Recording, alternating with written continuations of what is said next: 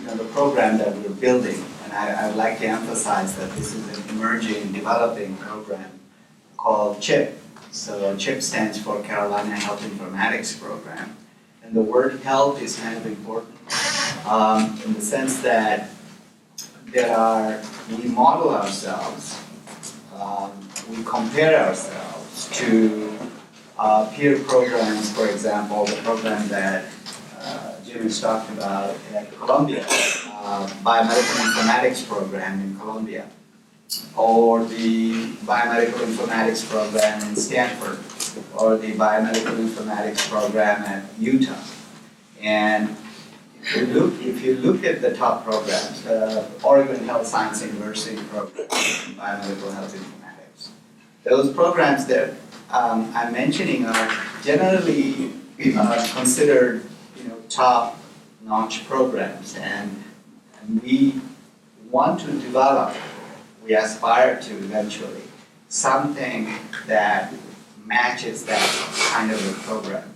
By that, what I mean is we would like to have a vibrant, active, interdisciplinary health informatics program which has professional programs and degrees and certificates, but also has a significant research component to it. We've developed, I think so far, primarily focusing on the professional side of the field, but we're now actively engaging on developing a research degree as well. Just as a way of background, the program started about 3 years ago, the CHIP program, and we started with Debbie and I over here and some colleagues at Duke, talking about how can we engage in training and education. There were some funding available from the government, the stimulus money you probably remember from the current administration. And I think we kind of timed it in an interesting and lucky manner because there were some resources available, there were some rules and regulations coming from the federal side, meaningful use, changes in standards in terms of how you use electronic health record systems.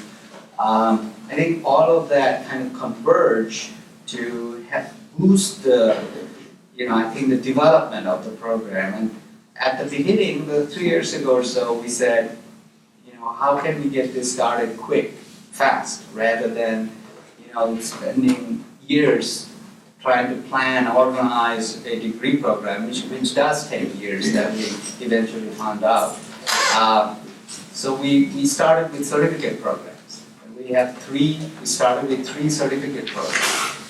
One is called Clinical Information Science, which, as the name implies, tries to focus more on the clinical aspect of health informatics.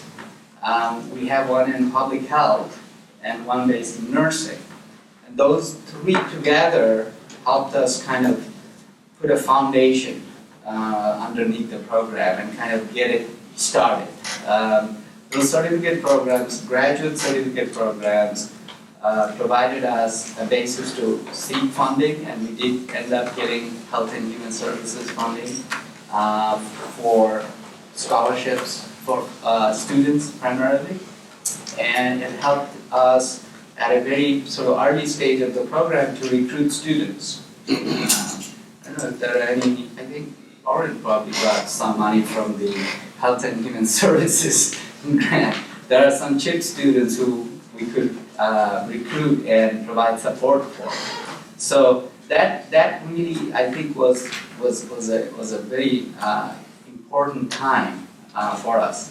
I should tell you that the history of informatics, especially biomedical informatics on this campus, goes back a long way. We did have a National Library of Medicine training program, fellowship program, of which Debbie is a graduate, on this campus. But because of many reasons, because of people leaving, because of changes in the environment, whatever, we could not maintain that training program. And so we had at least a history to draw upon. and build from. We had faculty who had experiences with that program, and it helped us to kind of put CHIP together. One of the interesting, I think, powerful aspects of this health informatics program that I should really make clear and emphasize is that it is highly interdisciplinary. It literally includes 7 academic units on campus currently are collaborating. And they have signed an MOU, and we are essentially a memorandum of understanding. We have a document to work from, and what are we working on these days? Well, we finished working on developing a master's degree, which will launch this fall, called BMHI, Biomedical and Health Informatics Masters. And it will essentially have, I'd say, give or take, how you take these courses, it'll be a 1.5-year long program for most people. And it's a professionally oriented program.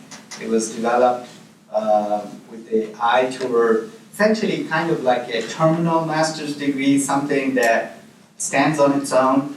You want to train yourself in biomedical or health informatics. You want to, go out and do some work in that field. It should stand on its own. That's how it was designed. It's not really a research-oriented degree, so to speak. Although some of the experiences and knowledge, of course, you can transfer to a research degree if you were to pursue one later. And in that program, which is technically, although we have 4 schools in that program closely engaged and participating, even though we have 7 units now collaborating, 4 schools really contribute courses, mentorship, support to the master's program. Those are nursing, public health, medicine, and School of Information and Library Science.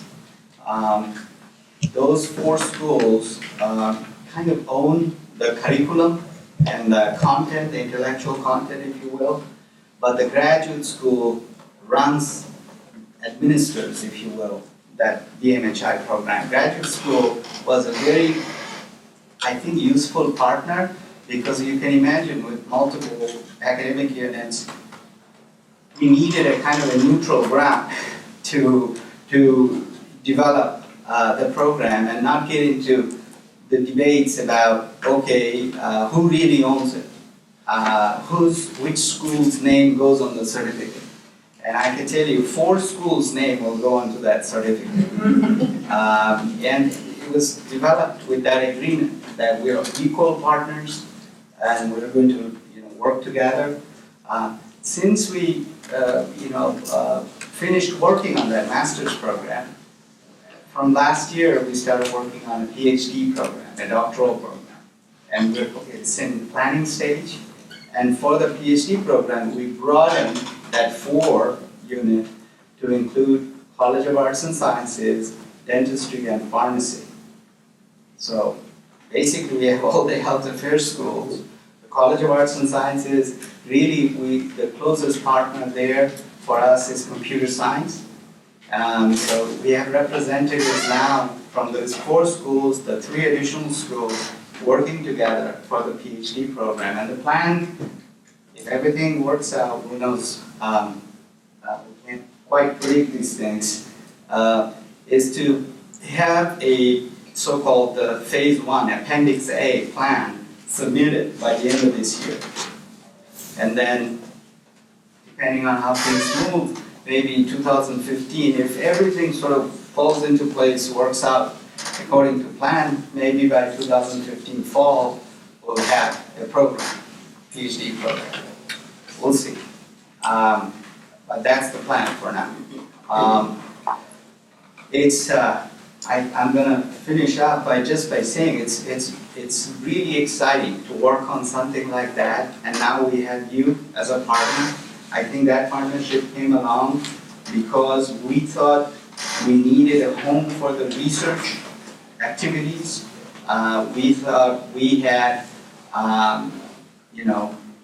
kind of a natural sort of affiliation with the health affairs schools.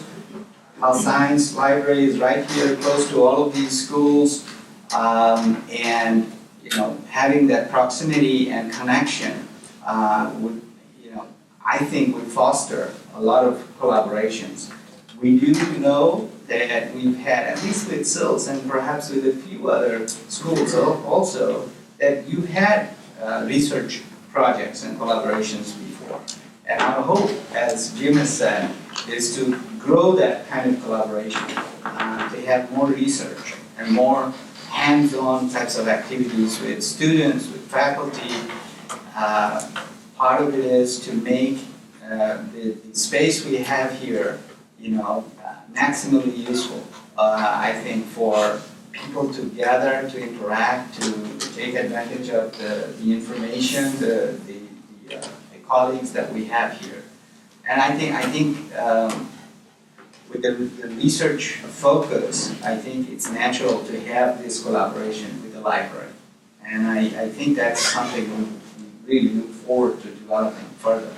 I think there are possibilities of writing grants together and developing that kind of relationships as well.